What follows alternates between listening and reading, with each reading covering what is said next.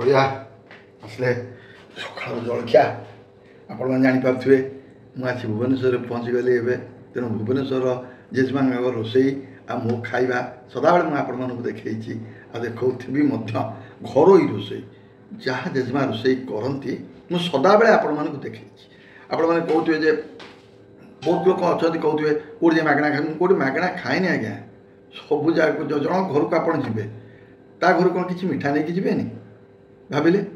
ତାପରେ ଗୋଟେ ଜାଗାକୁ ଯିବାକୁ ହେଲେ ଗାଡ଼ିରେ ପେଟ୍ରୋଲ ଖର୍ଚ୍ଚ ହେଉନି, ଡ୍ରାଇଭରକୁ ପଇସା ଦିଆହେଉନି। ମୁଁ ଖାଲି ମାଗଣା ଖାଇବାକୁ କେଉଁଠି ଯାଏ? ଆପଣମାନେ ସେ ଭ୍ରାନ୍ତ ଧାରଣା କେତେବେଳେ ମୁଣ୍ଡରେ ରଖିବେ ନାହିଁ। ଆଉ ଯାହା ଘରକୁ ବି ଯିବେ କିଛି ନା କିଛି ନେଇକିରି ଯିବା ବି ଉଚିତ। ଏହା ମୋତେ ମୁଁ ଏମିତି କେତେଟା ବହୁତ ମନେକର 100ଟା କମେଣ୍ଟରୁ 3-4ଟା କମେଣ୍ଟ ଏମିତି ଆସୁଛି, ଆସିବ। କାରଣ 5 ଆଙ୍ଗୁଠି ସମାନ ନାହିଁ, କିଏ କେତେବେଳେ କେତେ କଥା ମାନେ କେମିତି କ'ଣ ଲେଖିଦେଇଥିବେ, ସେଥିଲାଗି ମୁଁ ଧରୁନି। କିନ୍ତୁ ଆପଣମାନେ ଭାବିବେନି ଯେ ମୁଁ ଘରେ ଯେଉଁ ରୋଷେଇ କରୁଛି ଏଇଟା ହେଉଛି ମୋର ଘରୋଇ ରୋଷେଇ। ଯାହା ମୋର ଘରେ ହେଇଥାଏ ରୋଷେଇ ମୁଁ ସେଇଟା ଆପଣମାନଙ୍କୁ ଦେଖାଉଛି ସଦାବେଳେ। ମୁଁ କଦାପି ବାହାର ଯେତେବେଳେ ଯାଇଥାଏ ବାହାରକୁ ସେତେବେଳେ ବାହାର ରୋଷେଇ ଆପଣମାନଙ୍କୁ ଦେଖାଏ ବା ବାହାର ଖାଇବା ଆପଣମାନଙ୍କୁ ଦେଖାଏ। କିନ୍ତୁ ପ୍ରାୟ ସେଇ ରୋଷେଇ ଚାଲିଥାଏ, ସେଇ ରୋଷେଇ ହେଉଥାଏ, ମୁଁ ଆସି ବସୁଥାଏ ଏଇ ଜାଗା। ଆପଣମାନେ ଭାବିପାରୁଥିବେ ପୁରା ମୁଁ ଭୁବନେଶ୍ୱର ପଳେଇ ଆଇଲି ପୁନେରୁ, ସେଠି ଥିଲା ଗୋଟେ ପ୍ରକାର, ଏଠି ଆସିଗଲି ଗୋଟେ ପ୍ରକାର। ତେଣୁକରି ଆଜି ଜେଜେମା ତୁମମାନଙ୍କର ଜେଜେମା କ'ଣ ସକାଳୁ ସକାଳୁ ରୋଷେଇ କରିଛନ୍ତି ନା ଆଳୁ ବାଇଗଣ ତରକାରୀ। ଆଳୁ ବାଇଗଣ ତରକାରୀ କରିଛନ୍ତି। ଦେଖନ୍ତୁ ଆଳୁ ବାଇଗଣ ତରକାରୀ ହେଇଛି, ଛେନା ବୁନ୍ଦି ଦେଇଛନ୍ତି ମଧ୍ୟ, ତା ସାଙ୍ଗରେ ବାସି ରୁଟି। କାରଣ ମୁଁ ବାସି ରୁଟି ଖାଏ ମ୍ୟାକ୍ସିମମ୍ ଟାଇମ୍, ଆପଣମାନେ ଜାଣିଛନ୍ତି। ବହୁତ ସମୟରେ ଆପଣମାନଙ୍କୁ ଦେଖେଇଛି ମୁଁ ବାସି ରୁଟି ଖାଇବା, ଆଉ ବାସି ରୁଟିଟା ବି ଦେହ ପାଇଁ ବହୁତ ଭଲ। ତେଣୁକରି ମୁଁ ଯାହା ଖାଉଛି ଯାହା ବି କରୁଛି ସବୁ ଆପଣମାନଙ୍କୁ ଦେଖାଉଛି। ଆଉ ଆପଣମାନଙ୍କର ଭଲ ପାଇବା ମଧ୍ୟ ମୋ ପାଇଁ ବହୁତ ରହିଛି।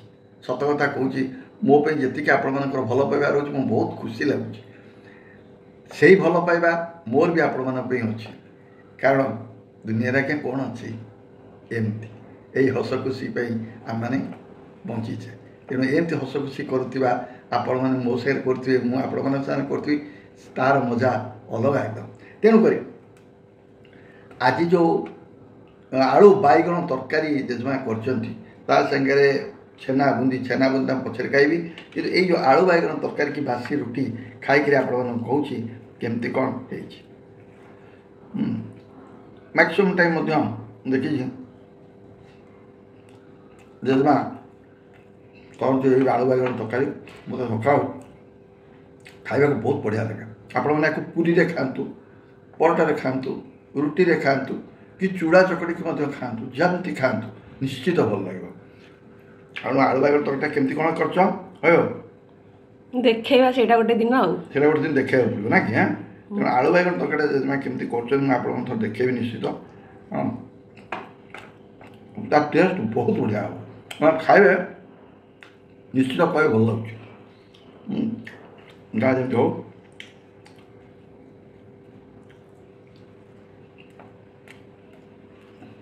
ଆଳୁ ବାଇଗଣ ତରକାରୀର ଟେଷ୍ଟଟାକୁ ବାସି ରୁଟି ଓ ଫାର୍ଷ୍ଟ କ୍ଲାସ୍।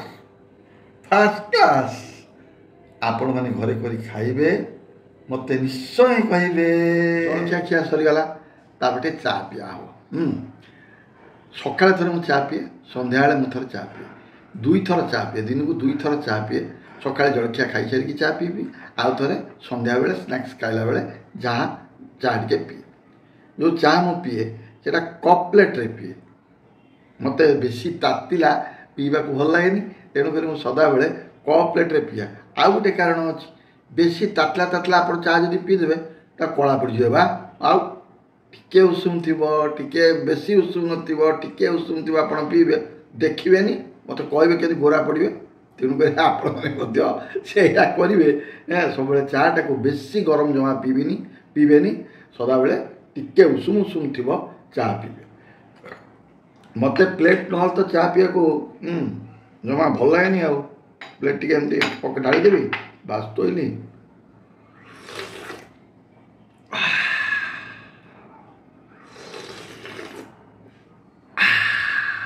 ମୋତେ ଏମିତି ଚା ପିଇବାକୁ ସବୁବେଳେ ଭଲ ଲାଗେ।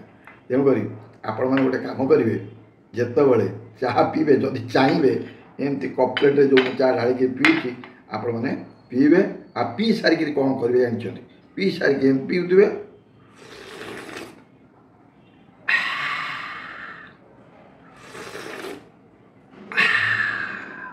कहे मत कमेंट करें।